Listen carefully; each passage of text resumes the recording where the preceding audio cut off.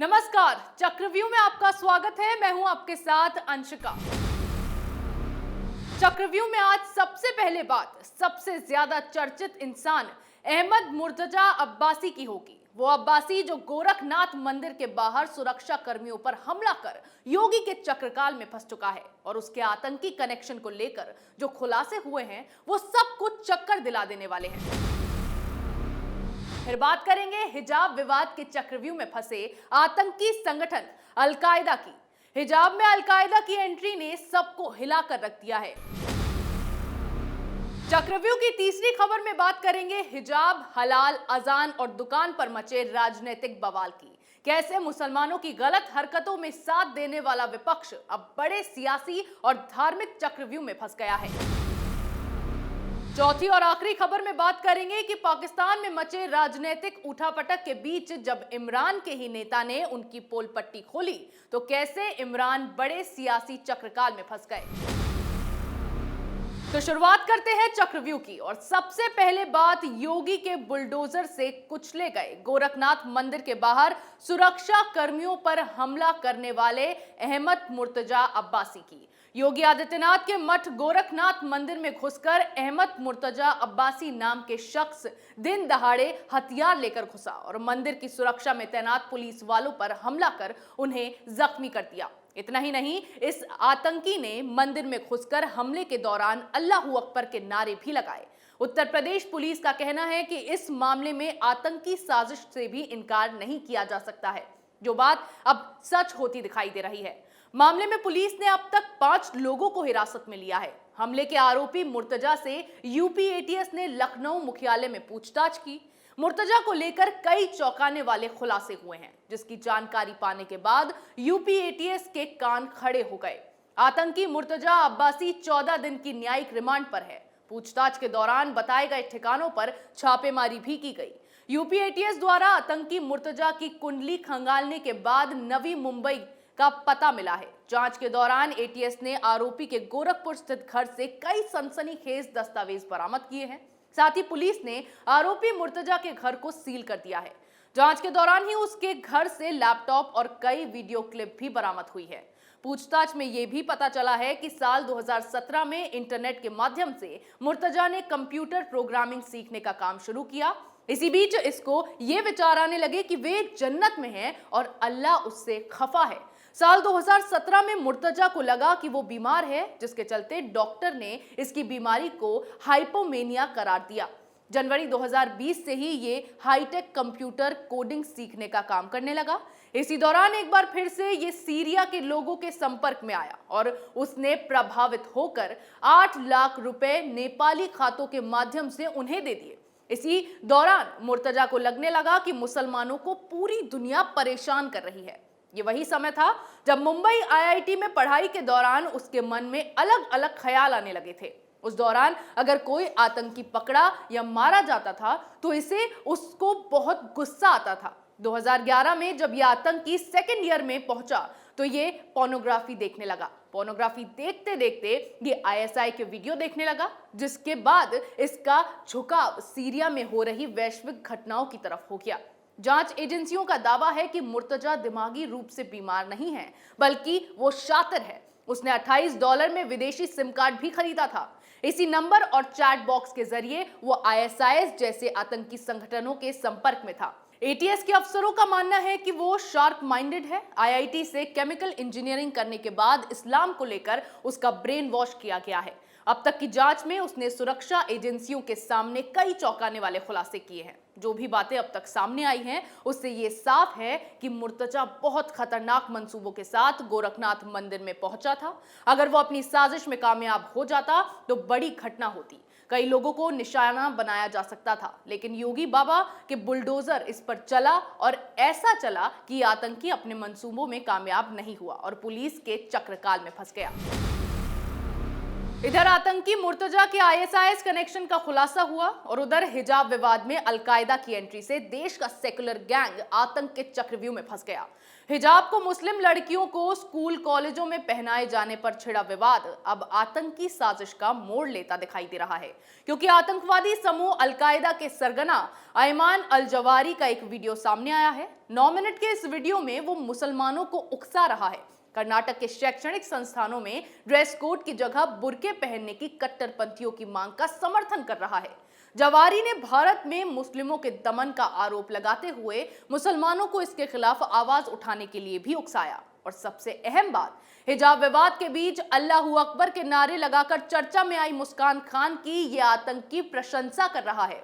जवाहरी के इस वीडियो के साथ एक पोस्टर भी जारी किया गया है, जिसमें मुस्कान के लिए नोबल वुमेन ऑफ इंडिया यानी भारत की महान महिला लिखा गया है।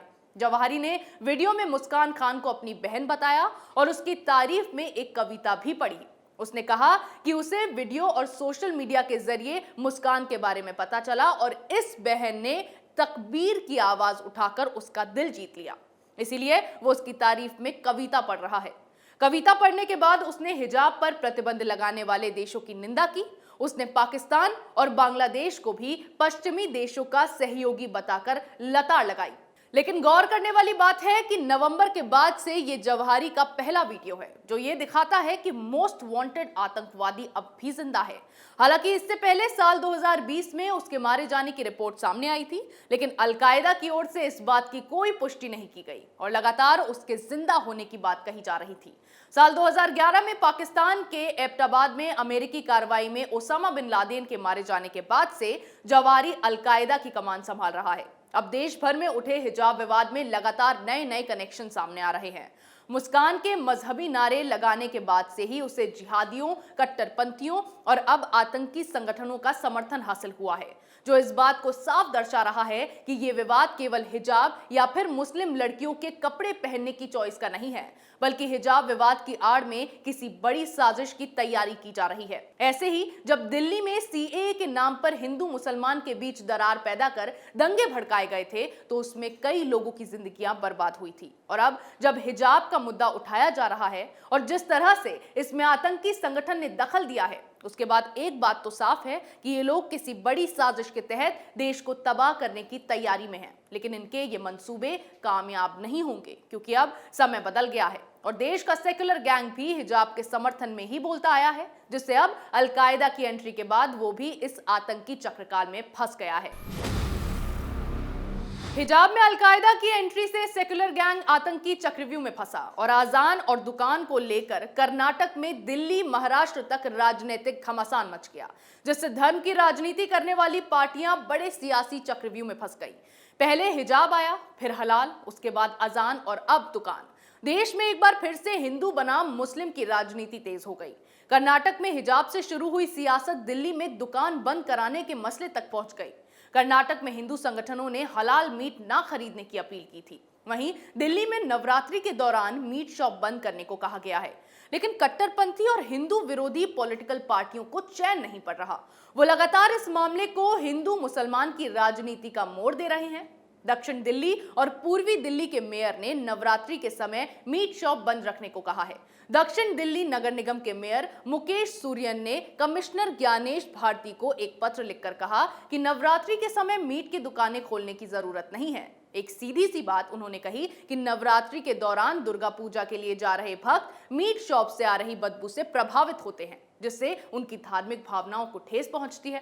तो 11 अप्रैल तक मीट शॉप को बंद रखा जाए। लेकिन जैसे कर्नाटक में हिजाब को लेकर कट्टरपंथियों ने बवाल खड़ा किया, वैसे ही इन्होंने अब नवरात्रि के दौरान मीट शॉप बंद रखे जाने को लेकर बवाल मचाना शुरू कर दिया। इस पर एआईएमआईएम प्रमुख असदुद्दीन ओवैसी ने सवाल उठाते हुए कहा कि मीट शॉप बंद रखने से जो नुकसान होगा उसकी भरपाई कौन करेगा। ओवैसी ने कहा कि न सिर्फ 19% बल्कि 100% के पास ये विकल्प है कि अगर वो मीट नहीं खरीदना चाहते तो ना खरीदें। इन्हें ये कौन कह रहा है कि मीट खरीदने को लेकर ये मुद्दा उठा है। बात सिर्फ इतनी सी है कि नवरात्रि के दौरान जब हिंदू लोग मीट शॉप से निकलते हैं तो उसकी बदबू से उनकी धार्मिक भावनाओं को ठेस पहुंचती है। और जब ये लोग जनता के सामने ये दलील देते हैं कि हम हिंदू मुसलमान की राजनीति नहीं करते, तो 9 दिनों के लिए मीट शॉप बंद करने में क्या हर्ज है। दूसरी तरफ महाराष्ट्र में लाउड स्पीकर को लेकर बवाल मचा हुआ है। शिवसेना राज ठाकरे के जरिए बीजेपी को घेर रही है कि वो अपनी राजनीति के लिए राज ठाकरे का इस्तेमाल कर रही है, जबकि मामला सिर्फ इतना सा है कि मस्जिदों में लाउड स्पीकर बजाए जाने से कई लोग प्रभावित होते हैं। वहीं कर्नाटक में हलाल मीट के विरोध का मामला अभी थमा नहीं था कि एक और नए मुद्दे पर घमासान मच गया। अब यहाँ के कुछ हिंदू संगठनों ने मस्जिदों में अजान के लिए बजने वाले लाउड स्पीकर के खिलाफ एक नया अभियान छेड़ दिया है। ऐसे में सवाल है कि धार्मिक जगहों पर लाउड स्पीकर का इस्तेमाल करने के मामले में कानून क्या कहता है। 1998 में कलकत्ता हाई कोर्ट में इससे जुड़ा एक मामला सामने आया था, जिसमें भी मस्जिदों में लाउड स्पीकर के जरिए अजान का मामला उठाया गया था। मामले पर सुनवाई करते हुए कोर्ट ने अजान को इस्लाम धर्म का अहम हिस्सा माना, लेकिन माइक्रोफोन या लाउड स्पीकर को इसका प्रमुख हिस्सा नहीं माना गया। भारतीय संविधान का अनुच्छेद 19(1)(a) कहता है कि लाउड स्पीकर या इससे मिलते जुलते इंस्ट्रूमेंट का इस्तेमाल करना इंसान का मौलिक अधिकार नहीं है। ध्वनि प्रदूषण नियमों के उलट अगर ऐसे उपकरणों का उपयोग किया जाता है तो वो संविधान के अनुच्छेद 21 के तहत नागरिकों के मौलिक अधिकारों का उल्लंघन है, यानी कि वो कुछ ऐसा सुनने के लिए मजबूर ना हो सके जो वो नहीं सुनना चाहते। इसके अलावा हाईकोर्ट का कहना है कि अगर लाउड स्पीकर के जरिए अजान पढ़ी जा रही है तो ये ध्वनि प्रदूषण नियमों के प्रावधानों का उल्लंघन होगा और इस तरह के नियम का उल्लंघन करने वाले व्यक्तियों के खिलाफ सख्त कार्रवाई की जा सकती है। अजान के लिए मस्जिदों में लाउड स्पीकरों का उपयोग भारत सरकार द्वारा बनाए गए ध्वनि प्रदूषण नियम 2000 द्वारा नियंत्रित किया जाता है। राज्य में कोई भी बिना लिखित अनुमति के लाउड स्पीकर और लोगों को संबोधित करने वाले सिस्टम्स का प्रयोग नहीं कर सकता। जिस लाउड स्पीकर के मुद्दे पर कर्नाटक और महाराष्ट्र में बवाल मचा हुआ है, वो लोग ये समझ लें कि मामले को जिस तरह से खींचा जा रहा है उससे उनकी घटिया राजनीति साफ दिखाई दे रही है। लाउड स्पीकर और मीट शॉप पर बवाल के बीच जहां लिबरल गैंग अपने ही चक्रव्यूह में फंसी है, वहीं पीटीआई नेता के सनसनीखेज खुलासे के बाद इमरान खान खुद के बिछाए जाल में फंस गए हैं। इमरान की पार्टी के सदस्य आमिर लियाकत हुसैन ने सोशल मीडिया पर एक वीडियो पोस्ट कर सनसनीखेज खुलासा कर दिया है, जिससे पाकिस्तान की सियासत और भी गर्मा गई है। वीडियो में हुसैन ने दावा किया कि इमरान खान ने उन्हें फोन किया और बताया कि वो पाकिस्तान के सेना प्रमुख जनरल कमर जावेद बाजवा को हटाने की योजना बना रहे हैं। उन्होंने कहा, ये बहुत बड़ी बात है जो मैं आज बता रहा हूं। मैं और भी कई ऐसी चीजें जानता हूं। अगर मैं उन चीजों को उजागर करता हूं तो वो सर्वनाश होगा। उन्होंने ये भी कहा कि इमरान खान ने अपने खिलाफ विपक्ष के कदम के पीछे विदेशी उकसावे को साबित करने के लिए जो पत्र पेश किया है वो फर्जी है। दरअसल इमरान खान के खिलाफ अविश्वास प्रस्ताव को 3 अप्रैल को विधानसभा में अनुमति नहीं दी गई थी। खान की ही सिफारिश पर राष्ट्रपति आरिफ अलवी ने संसद को भंग कर दिया था। खबर यह भी थी कि सेना ने इमरान खान से इस्तीफा देने के लिए कहा, जिसे खान ने मना कर दिया और इसके बाद विधानसभा को भंग करने का आह्वान किया, जबकि असल में इमरान खान सेना के पक्ष से बाहर हो गए। सेना ने अपना हाथ इमरान के सिर से हटा लिया, जिसके बाद खान का सरकार जो गिरनी थी वो गिरनी तय हो गई, क्योंकि ये बात सभी जानते हैं कि पाकिस्तान में सेना की ताकत क्या है। इमरान खान जानते थे कि अगर अविश्वास प्रस्ताव पर वोटिंग हुई तो उनकी सरकार गिर जाएगी, जिसके लिए उन्होंने नई पैंतरेबाजी अपनानी शुरू कर दी। अब तक ये सिर्फ एक खबर थी कि इमरान खान सेना प्रमुख बाजवा को हटाना चाहते हैं, लेकिन अब इमरान के ही नेता ने इस खबर पर मुहर लगाते हुए खान को लेकर यह बड़ा खुलासा कर दिया। ऐसे में अब मामला सुप्रीम कोर्ट में है, जिस पर सुनवाई लगातार जारी है। लेकिन ये बात इमरान को लेकर नजरअंदाज नहीं की जा सकती कि वो केवल सिंपैथी कार्ड खेलकर अविश्वास प्रस्ताव को विदेशी ताकतों की साजिश बताने का नाटक कर रहे हैं, जिससे उनकी सरकार बचे और वो बचे हुए पाकिस्तान को भी बर्बाद कर दे। इमरान के नेता ने जो खुलासा किया उससे इमरान खान खुद के ही चक्रकाल में फंस गए हैं। चक्रव्यूह में मेरे साथ आज इतना ही। कल फिर कौन किसके चक्रव्यूह में फंसेगा नए मुद्दों के साथ पेश होंगे और दिखाएंगे कई और सनसनीखेज खुलासे। तब तक के लिए देखते रहिए कैपिटल टीवी।